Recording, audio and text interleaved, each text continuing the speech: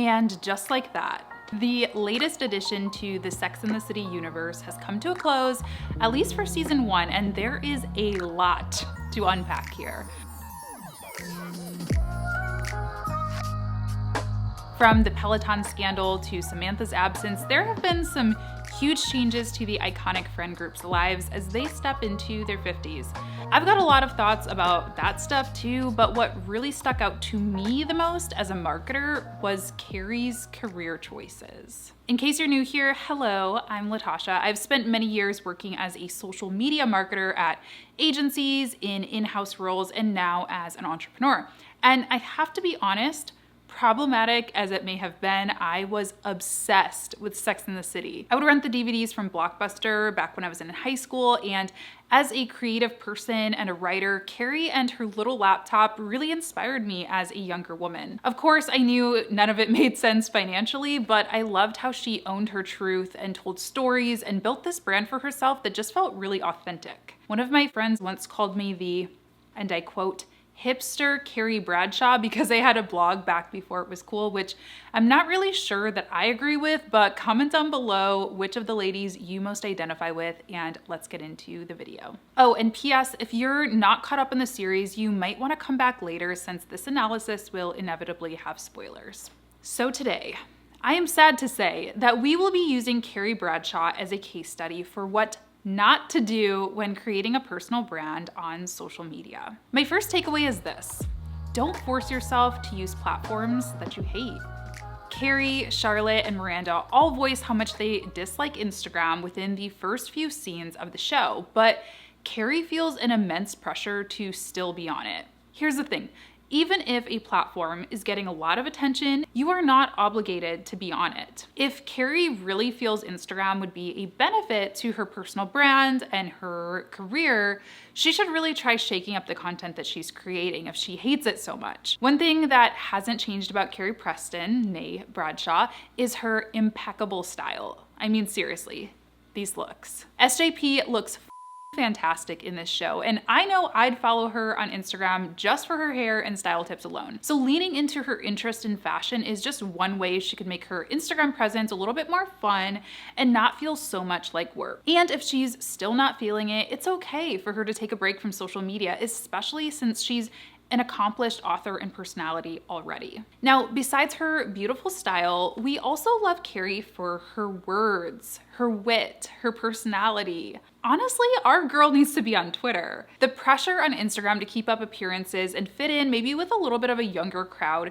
isn't always the most fun and can make folks a little insecure about aging, which she shouldn't be, none of us should be, but it is expressed many times in the show. More on that soon. And honestly, I can't understand it. Getting older in any appearance-focused industry or job, even when you're as young as I am, can come with a lot of pressure. So if you're dealing with social media burnout, try going into your phone settings and putting on some app limits. If you're on an iPhone, it's called screen time, by the way. Also, find an activity that can distract you from checking Instagram or whatever app that you're struggling with, like going for a walk, maybe learning to play the piano, reading a book, any helpful distraction that will encourage you to stick to your goals of being more mindful on social media.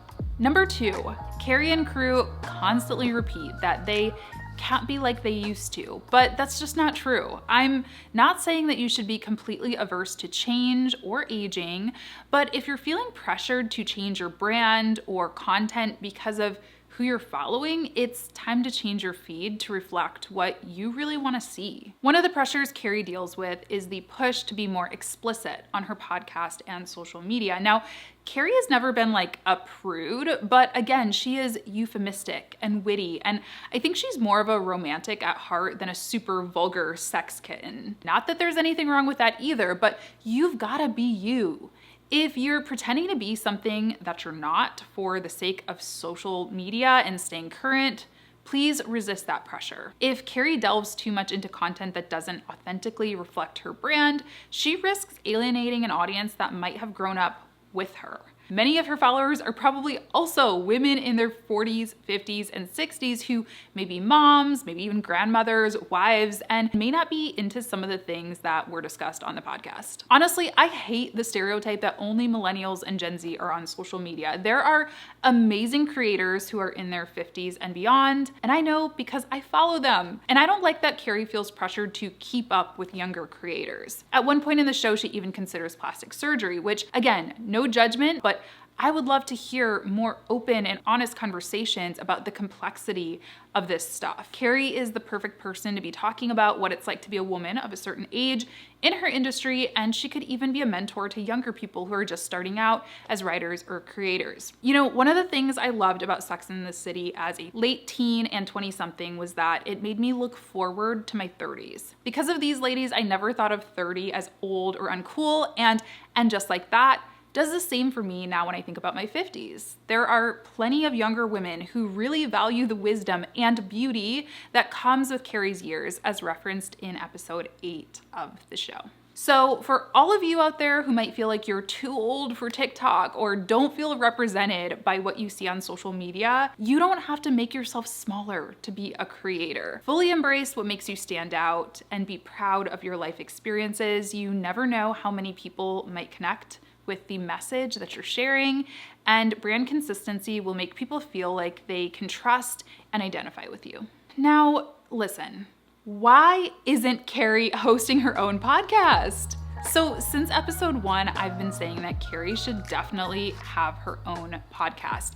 After her decades-long career as a writer and a standout personal brand, she deserves to have control over her own narrative around sex, love, and relationships. Instead of taking a job for a panel-type podcast that she has little to no creative control over, she should have been doing her own thing all along. Podcasts aren't necessarily best for attracting a new audience, but they're great for deepening your connection with an existing one. A Carrie Bradshaw podcast could help her loyal audience identify and relate with her even more. And as an author, it's also a great strategy to talk about topics that you're passionate about and lead people down the funnel to your book or your newsletter. So, spoiler, in the last episode of the show, she is offered her own podcast, but it kind of annoyed me, honestly. Why'd she have to wait for that hot guy to push her into it? If I was her agent or marketer or PR person, I would have been pushing for that all along. And it was kind of disappointing to see such a progressive show make this super powerful, smart woman's career moves all come down to a guy. Also, like, what network or studio is she working out of? Because I guarantee you they're taking like at least half of what she's making. I need Carrie to whip out that laptop, create a little closet studio, hire an editor online, and go independent. The future is remote, Carrie. Seriously. 4, you don't have to follow trends. Be the voice you want to hear. Okay, here's a major spoiler that I'm sure you've already heard if you haven't watched the show yet. Carrie's husband, Big, passes away early in the show from a heart attack. And listen, while I'm not advocating that you have to suffer to be a creator or you will want to necessarily capitalize on your trauma, this is a huge opportunity, not only for Carrie to process her grief through a creative medium, but also a chance to share her story so others feel less alone. To boil her career and purpose down to being a sex writer really discredits Carrie and her work. One of my favorite quotes is from Toni Morrison, who says, "You are not the work you do, you are the person you are." And I think a lot of us need to hear that. I certainly do, many times a week. Even as a fictional character, Carrie inspired me not because of the wealthy and attractive men she dated, but because she owned her life as a woman. This loss is a part of her life and a part of her story, and something many women will someday deal with, unfortunately. There are plenty of ways she could drip some of her experiences into her content calendar instead of trying to do what the kids are doing on Instagram. That said, Carrie isn't obligated to share any of this content either.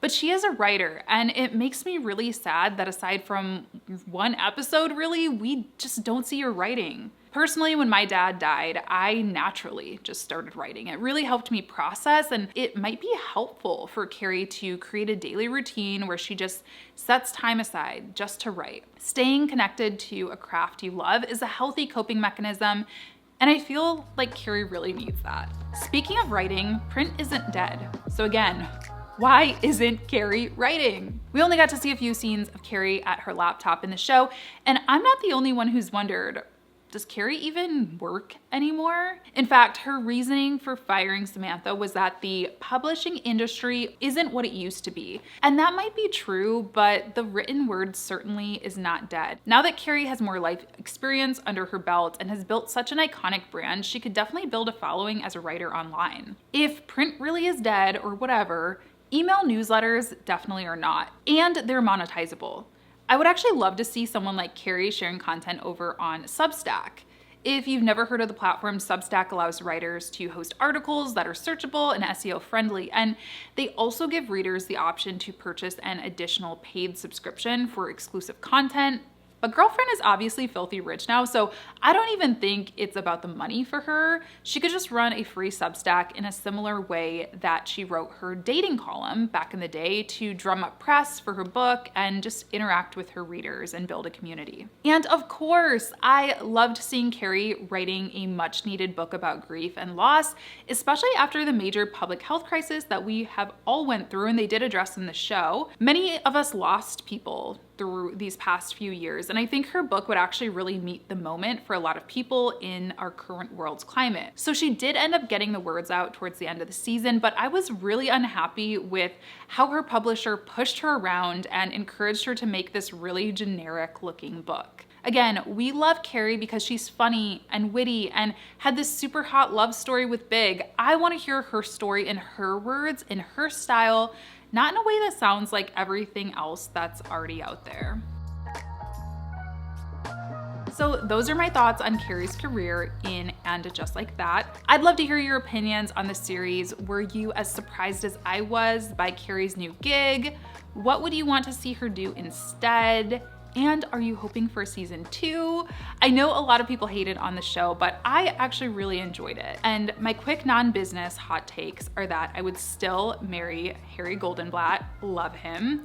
I adore the new cast members. LTW in particular is an icon. And we really just need justice for Steve. All right, let me know your thoughts in the comments below. I can't wait to hear what you think, and I will see you next time. Bye.